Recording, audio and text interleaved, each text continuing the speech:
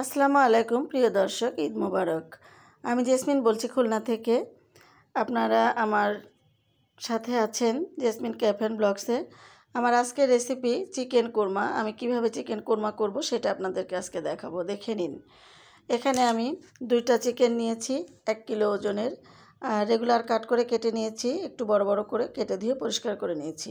এখন দিয়ে দিলাম সামান্য একটু লবণ, আর 2 টেবিল চামচ দিচ্ছি টক দই। আমি আড়ঙের টক দই নিয়েছি, আপনারা যে কোনো টক দই নিয়ে এটাকে ম্যারিনেট করতে পারেন। তো টক দই আর লবণ দিয়ে ভালো করে একটু ম্যারিনেট করে রেখে দিব 30 মিনিট। আপনারা চাইলে সাথে সাথেও করতে পারেন, আবার 30 মিনিট রেস্টে রেখেও করতে পারেন, কোনো সমস্যা নাই।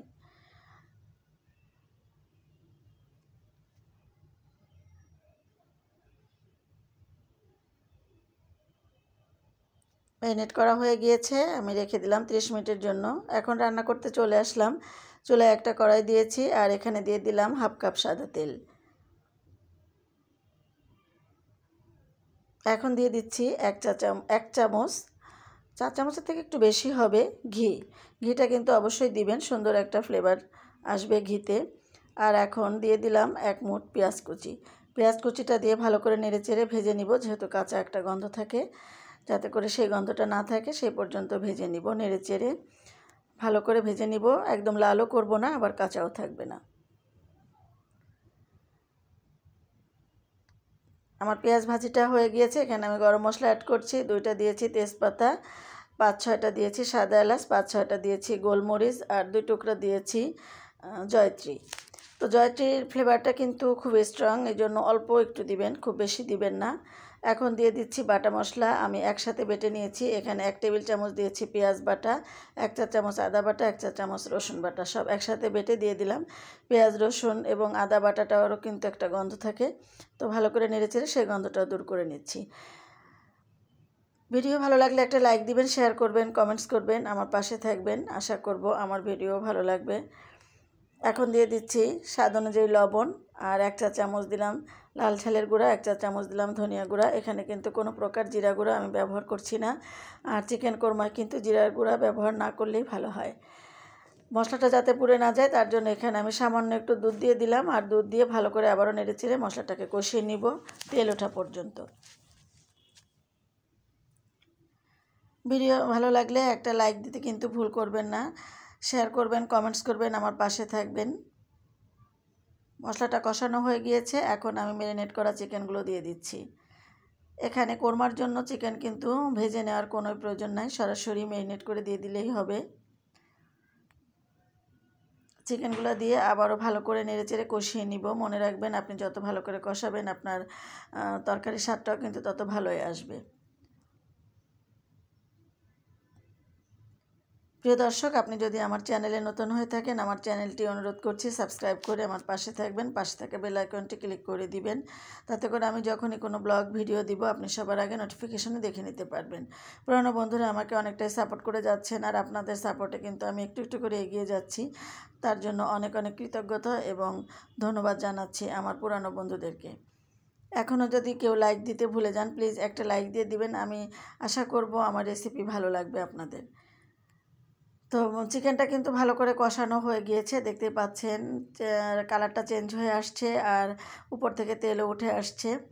এই পর্যায়ে আমি বাকি দুধটা দিয়ে দিব। এখানে আমি 1.5 কাপ দুধ ইউজ করেছি। আমি এটা গুঁড়া দুধ গুলিয়ে নিয়ে ইউজ করেছি। আপনারা চাইলে গরুর দুধটা জাল দিয়ে একটু গরম থাকতে থাকতে দিতে পারেন, তবে গরুর দুধ কিন্তু কাঁচা দিতে যাবেন না, জাল দিয়ে দিবেন। তো দুধটা দিয়ে ঢাকনা দিয়ে আবারও রান্না করছি। আর এই সময় খেয়াল রাখতে হবে, দুধ দিলে কিন্তু উতলে পড়ে যেতে পারে, কাছেই থাকবেন এবং খেয়াল রাখবেন। মাঝে মাঝে ঢাকনাটা তুলে নেড়ে নিতে হবে। আমি মাঝে মাঝে ঢাকনাটা তুলে নেড়ে দিচ্ছি। তো এই পর্যায়ে কিন্তু আমি ক্রিম দিয়ে দিচ্ছি। আজকে আমি ক্রিম দিয়ে রান্না করব। আমি একটু অন্যরকম করে রান্না করছি, থাকেন আমার সাথেই, দেখতে পারবেন। তো এই ক্রিমটা কিন্তু অনেক সুস্বাদু, এবং এই ক্রিমটা যদি আপনারা দিয়ে দেন তো কী আর বলবো, দেখেন একবার করে দেখেন আমার কথা মতো কেমন স্বাদটা হয়।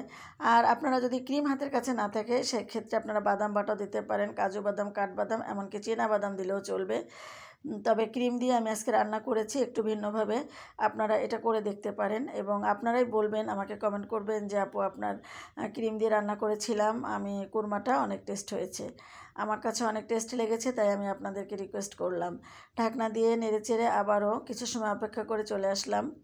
কাছেই থাকতে হবে, যেহেতু আমি আবারও বলছি দুধ দিয়ে রান্না করছি, যাতে উতলে না পড়ে যায় এটা খেয়াল রাখতে হবে, আর তলানিতে না ধরে যায়।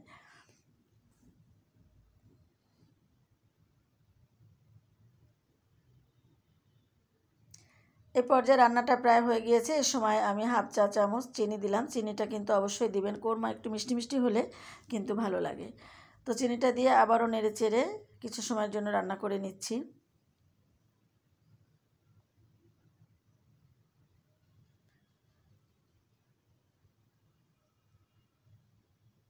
তো আমার রান্নাটা কিন্তু প্রায় হয়ে গিয়েছে, মনে হচ্ছে অনেক গ্রেভি আছে, কিন্তু নামানোর পরে অনেকটাই গ্রেভি কমে যাবে। তো এই পর্যায়ে আমি পেঁয়াজ বেরেস্তা দিচ্ছি। হাত দিয়ে একটু ক্রাশ করে দিবেন, কখনোই আস্ত পেঁয়াজ দিলে আমার কাছে ভালো লাগে না, তাই আমি ক্রাশ করে দিলাম। এতে মনে হয় নতুন একটা ফ্লেভার পাওয়া যায়, অনেক অনেক সুস্বাদু, অনেক সুন্দর একটা ফ্লেভার পাওয়া যায়। তো আপনারা চাইলে দিতে পারেন। আর আমি পেঁয়াজ বেরেস্তাটা আর দেখাই নাই, সবাই জানেন পেঁয়াজ বেরেস্তা কীভাবে করতে হয়। ঢাকনা দিয়ে দিলাম, আবার কিছু সময় রান্না করে নিচ্ছি।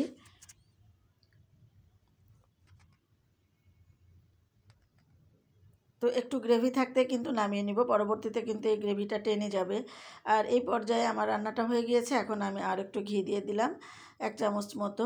তো ঘিটা কিন্তু অবশ্যই দিবেন, ঘিটা দিলে অনেক সুন্দর একটা স্ট্রং ফ্লেভার পাবেন, আর টেস্টটাও কিন্তু অনেক সুন্দর হবে।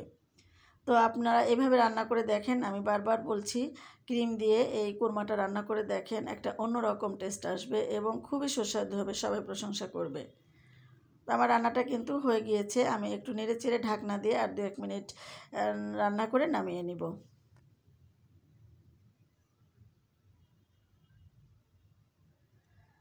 এরই মাঝে হয়ে গেল আমার চিকেন কোরমা রান্নাটা। তো দেখতেই পাচ্ছেন কালারটা এত সুন্দর আসছে, আর খেতেও যে কি মজা হয়েছিল আপনাদেরকে কিভাবে বলবো, আমি ভয়েসটা পরে দিয়েছি। তো অসাধারণ স্বাদ। আমি ঈদের দিনে রান্না করেছি, এই জন্য একটু স্পেশালভাবে রান্না করলাম, একটু ক্রিম দিয়ে রান্না করলাম। তবে আপনারা এরকম করে দেখতে পারেন, আমার মনে হয় অনেক অনেক ভালো লাগবে আপনাদের কাছে। এতক্ষণ ধৈর্য ধরে আমার ভিডিওটি দেখার জন্য আবারও আপনাকে আমি ধন্যবাদ জানাচ্ছি। আর এখন আমি একটু দেখা সৌন্দর্যের জন্য উপর থেকে কিছু পেঁয়াজ বেরেস্তা দিয়ে দিচ্ছি, এটা না দিলেও চলে, জাস্ট একটু দেখার জন্য সৌন্দর্যের জন্য দিয়ে দিলাম। থাকবেন আমার সাথে, আশা করব। আজ বিদায় নিচ্ছি, আল্লাহ হাফেজ।